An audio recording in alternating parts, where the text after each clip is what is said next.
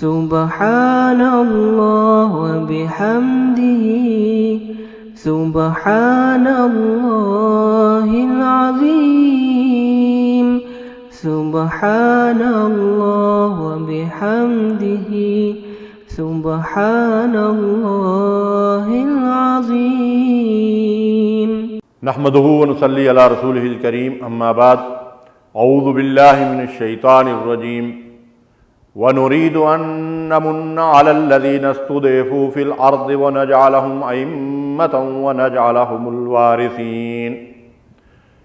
پھر ہم نے ان کو اپنے کرم سے نوازنا چاہا جنہیں کمزور سمجھا جاتا تھا کہ ہم انہیں پیشوا اور زمین کا وارث بنائیں۔ محترم ناظرین کرام، سیدنا موسیٰ علیہ السلام اور فرعون کا جو واقعہ ہے اس کا مختصر خلاصہ میں آپ کے سامنے رکھنا چاہتا ہوں۔ یہ ایک عظیم الشان تاریخی واقعہ ہے جس کی بڑی تفصیلات قرآن مجید کے اندر ہمیں ملتی ہیں۔ جب پیشنگوئی کہیں سے فرعون کو ملی اور اسے یہ بتایا گیا کہ بنی اسرائیل میں کوئی لڑکا پیدا ہونے والا ہے جو تمہارے تخت سلطنت کے لیے تباہی کا، بربادی کا باعث بنے گا، تو اس نے اپنا ایک منصوبہ بنایا اور ان سارے خطرات کا سدباب کرنے کے لیے اس نے بنی اسرائیل کے لڑکوں کو قتل کرانا شروع کر دیا۔ قرآن مجید میں کئی مقامات پہ اس کا ذکر ملتا ہے، یذبحون ابناءکم ویستحیون نساءکم وفی ذلکم بلاء من ربکم عظیم۔ اے بنی اسرائیل، وہ تمہارے لڑکوں کو قتل کروا دیتا تھا، تمہاری نسل کشی کرتا تھا اور تمہاری لڑکیوں کو زندہ رکھتا تھا۔ اس میں تمہارے لیے بہت بڑی جو ہے وہ آزمائش تھی۔ یعنی ایک طرف فرعون کا منصوبہ جو وقت کا ایک جو ہے وہ جابر اور ظالم حکمران اور خدائی کا دعوے دار تھا، دوسری طرف آپ دیکھیں کہ جو آیت کریمہ میں نے آپ کے سامنے تلاوت کی ہے، اللہ تعالیٰ ارشاد فرماتے ہیں کہ ہم نے یہ ارادہ کیا کہ اپنے کرم سے ان لوگوں کو نوازیں جو زمین کے اندر کمزور سمجھ کر دبا لیے گئے ہیں، غلام بنا لیے گئے ہیں، یعنی بنی اسرائیل۔ اب دیکھیں دونوں منصوبے جو ہے وہ اپنی جگہ جگہ کار فرما نظر آتے ہیں۔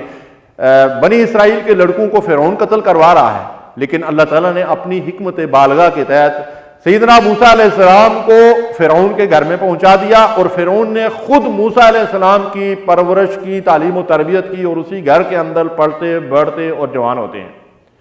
اور اس کے بعد سیدنا موسیٰ علیہ السلام جب مدین کی طرف ہجرت کرتے ہیں اور وہاں ان کی شادی ہوتی ہے، وہاں سے پھر وہ واپس لوٹتے ہیں، طور کے مقام پر ان کو اللہ تبارک و تعالیٰ نبوت سے نوازتا ہے۔ پھر ان کی درخواست پر اللہ تعالیٰ ان کے بھائی حضرت ہارون علیہ السلام کو بھی نبوت کا درجہ دیتا ہے۔ دونوں بھائی جاتے ہیں، اذهبا الى فرعون انه طغى، اس بدبخت کے پاس جو سرکش اور باغی بن گیا ہے اس کے پاس جاؤ۔ دونوں بھائی اس کو جا کر دعوت دیتے ہیں اور وہ ان کی دعوت کو ٹھکرا دیتا ہے، مختلف قسم کی الزام تراشیاں کرتا ہے۔ اس کے بعد جادوگروں سے ان کا مقابلہ کرواتا ہے اور اس میں بھی جادوگر سجدہ ریز ہو جاتے ہیں، معجزہ غالب آ جاتا ہے۔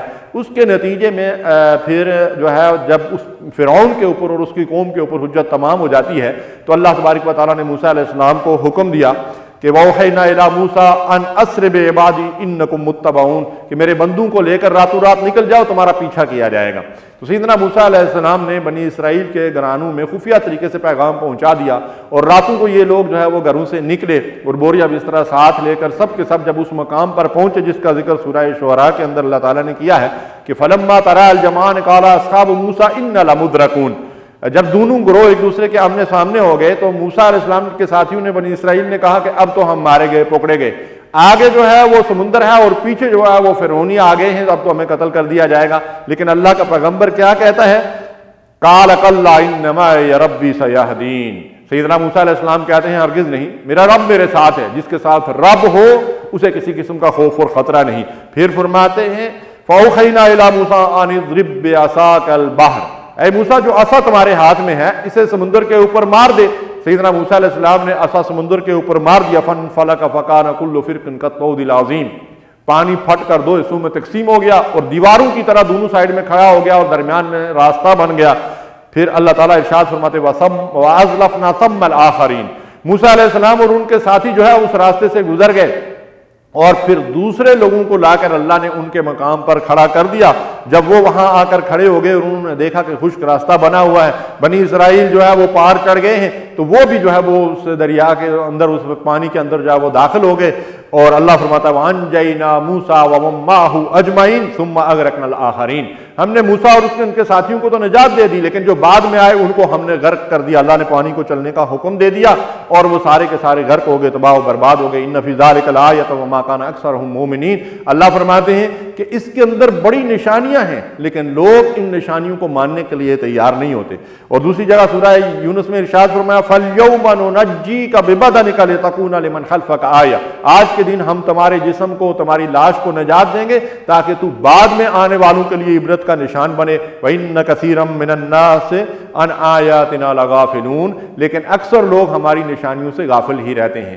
تو یہ جو ہے اس واقعے کا آخری انجام ہے کہ اللہ تبارک و تعالیٰ نے اپنی قدرت قاہرہ سے ظالموں کو نیست و نابود کر دیا اور کمزوروں کو اللہ تبارک و تعالیٰ نے زمین کا پیشوا اور رہنما بنا دیا۔ یہ بالکل ایسے ہی ہوتا ہے کہ جب کبھی حق اور باطل کا معرکہ برپا ہوتا ہے تو اللہ تبارک و تعالیٰ یا تو اپنی قوت قاہرہ سے جو ہے وہ باطل کو سرنگو کر دیتا ہے یا اہل حق کو اٹھاتا ہے اور ان کے ذریعے سے اللہ تبارک و تعالیٰ باطل کا سر جو ہے وہ نیچا کر دکھاتا ہے۔ جیسا ہماری اپنی تاریخ کے اندر ہمیں یہ نظر آتا ہے کہ اللہ تعالیٰ نے اہل ایمان کو اٹھایا، مکے سے پسے ہوئے لوگ مدینے میں پہنچتے ہیں، وہاں ایک اسلامی ریاست قائم ہوتی ہے اور پھر وجاء الحق وزهق الباطل، حق آ گیا اور باطل سرنگو ہوا۔ اللہ تبارک و تعالیٰ نے اس واقعے کا ذکر بھی قرآن مجید کے اندر کیا ہے اور خاص اس واقعے کا ذکر کیا ہے کہ جب نبی کریم صلی اللہ علیہ وسلم کے گھر کا کفار و مشرکین محاصرہ کیے ہوئے تھے، وَإِذْ يَمْكُرُ بِكَ الَّذِينَ كَفَرُوا لِيُثْبِتُوكَ وَيَقْتُلُوكَ وَيُخْرِجُوكَ وَيَمْكُرُونَ وَيَمْكُرُ اللَّهُ وَاللَّهُ خَيْرُ الْمَاكِرِينَ۔ ارشاد فرمایا کہ اے نبی، جب وہ اپنی چال چل رہے تھے اور اپنی تدبیریں کر رہے تھے اور اللہ اپنی تدبیر کر رہا تھا، انہوں نے تمہارے گھر کا گھیراؤ کیا ہوا تھا، وہ تمہیں قتل کرنا چاہتے تھے یا ملک بدر کر دینا چاہتے تھے یا جو ہے کہ تمہیں قید میں ڈالنا چاہتے تھے، یہ ان کی تدبیر تھی۔ واللہ خیر الماکرین، اور بہترین تدبیر اللہ کی تھی۔ اللہ نے بخیر و عافیت نبی صلی اللہ علیہ وسلم کو مدینہ پہنچایا اور پھر اس کے بعد وہ وقت آیا کہ بدر کے میدان میں اس امت کا فرعون جو ہے دو چھوٹے چھوٹے لڑکوں کے ہاتھوں جو ہے وہ جہنم واصل ہوا، پھر مکہ فتح ہوا اور دنیا کے اندر اسلام غالب ہوا۔ آج بھی دنیا کے اندر وقت کا فرعون ہمیں دندناتا نظر آتا ہے لیکن مایوس ہونے کی ضرورت نہیں ہے۔ الحمدللہ اللہ کی تدبیریں کہاں کس انداز میں کام کر رہی ہیں ہمیں ان کا علم نہیں ہے، لیکن مایوس ہونے کی ضرورت نہیں ہے، بلکہ عزم اور حوصلے کے ساتھ ان چالوں کا مقابلہ کرنا چاہیے۔ اللہ ہمیں فتح و نصرت عطا فرمائے اور اسلام کو دنیا کے اندر غلبہ عطا فرمائے۔ وآخر دعوانا الحمدللہ رب العالمین۔ اللہم صلی علی سیدنا محمد وعلی آلہ وصحبہ وسلم۔ اللہم صلی علی سیدنا محمد وعلی آلہ وصحبہ وسلم۔